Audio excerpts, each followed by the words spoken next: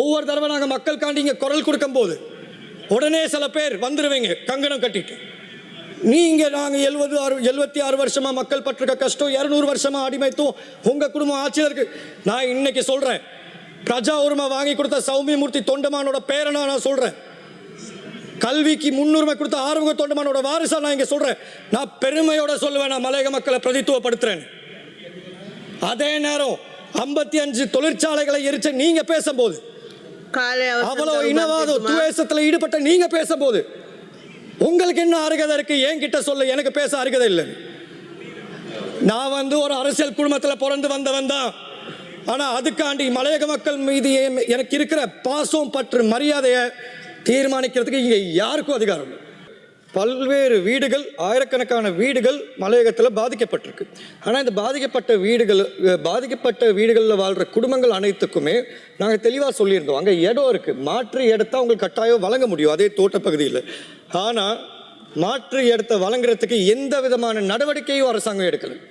ஆனால் என்ன நடந்திருக்காங்க, கிராம உத்தியோகத்தரும் சரி, அங்கே இருக்கிற காவல்துறை அதிகாரிகளும் சரி, அங்கே இருக்கிற பெருந்தோட்ட நிறுவனத்தில் இருக்க முகாமையாளர்களோடு கைகோர்த்து அங்கே முகாம்களில் வாழ்கிற மக்களை வலுக்கட்டாயமாக அதே இடிஞ்சு போன வீடுகளுக்கு திருப்பி அனுப்பியிருக்காங்க.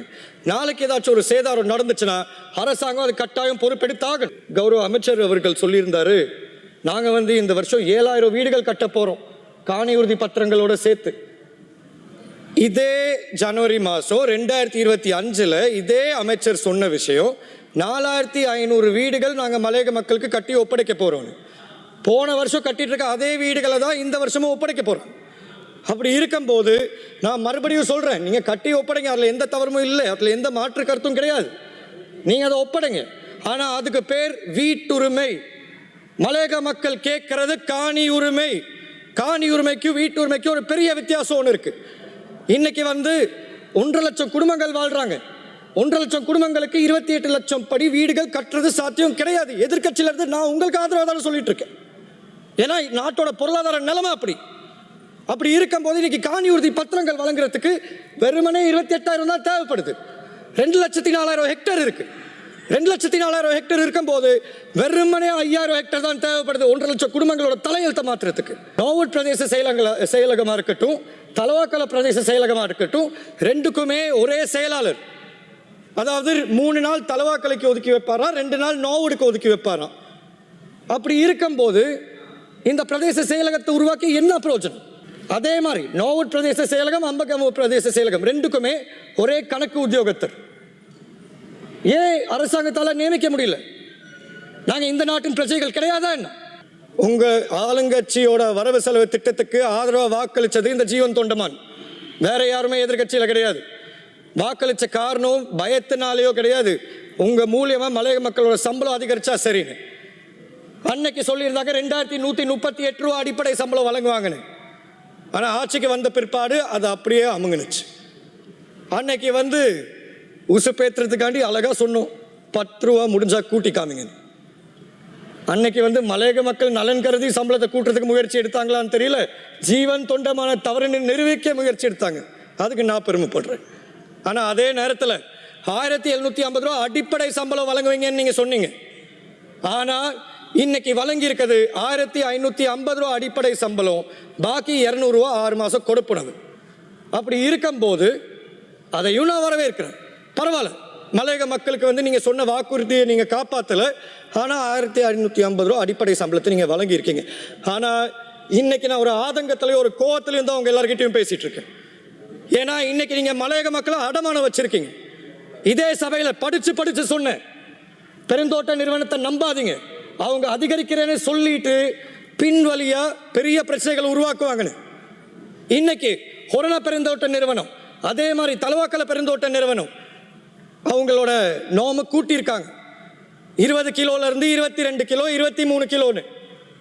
அதே மாதிரி மலையகத்தில் உள்ள பல்வேறு பகுதிகளில் உள்ள பெருந்தோட்ட நிறுவனங்கள் இன்னைக்கு 20 கிலோ பறிச்ச நிறுவனங்கள் 26 கிலோ வரைக்கும் கேட்டிருக்காங்க. இதான் நாங்கள் உங்களுக்கு திருப்பி கொடுக்குற அந்த நம்பிக்கையா? நீங்கள் எங்களுக்கு வழங்குற அந்த 200 ரூபா கொடுப்புணவுக்கு நீங்கள் திருப்பி வழங்குற விஷயம் இதுதான். இன்னைக்கு வந்து சில பேர் வேணா அரசாங்கத்துக்கு கொடி பிடிச்சிட்டு இருக்கலாம், இல்லை அதாவது எங்க ஜனாதிபதி செய்வார்னு. ஆனா அவங்க எல்லார்கிட்டையும் நான் ஒரே ஒரு விஷயம் சொல்றேன், கொடி பிடிக்கிறவங்களா இருக்கட்டும், தோட்டத்தில் வேலை செய்யாத நபர்களா இருக்கட்டும், இந்த சபையில் உட்கார்ந்துருக்க நீங்களா இருக்கட்டும், நானா இருக்கட்டும், மலையில 3 தடவை காலையில மத்தியானம் சாயங்காலம்னு மலை ஏறி போய் பறிக்கிறவங்களுக்கு தான் தெரியும் 1 கிலோ கூட்டினா எவ்வளவு பிரச்சனைகள் வரும்னு. ஏன் எங்களுக்கு தெரியாதா? ராத்தல கூட்டி எங்களுக்கு வந்து சம்பளத்தை அதிகரிக்கிறதுக்கு 2020 6 மாசத்துக்குள்ளார 1000 ரூபாய் சம்பளம் வாங்கணும். அந்த 1000 ரூபாய் சம்பளத்தில் எந்த விதமான வளமையில் மாற்றமும் வரவே இல்லை. 20 கிலோனா அதே 20 கிலோ தான் இருந்துச்சு. 2024 1350 ரூபாய் அடிப்படை சம்பளம் வழங்கணும். எந்த விதமான மாற்றமும் கிடையாது, நிபந்தனையற்ற அதிகரிப்பு. ஆனா இன்னைக்கு ராத்தல கூட்டி இருக்காங்க லெட்டன்டி மால்ப்ரோல. இன்னைக்கு காலையில கேவலமான ஒரு விஷயம், ගරු මන්ත්‍රීතුමා තව විනාඩි 2ක කාලයක් තිබෙනවා. கேவலமான ஒரு விஷயம்.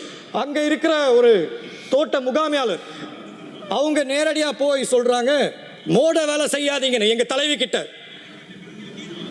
இன்னைக்கு மலையக மக்களுக்கு தெரிஞ்சிருக்கும்னு நினைக்கிறேன், அவங்களுக்கு பிரதித்துவம் இல்லைன்னா என்ன நடக்கும்னு.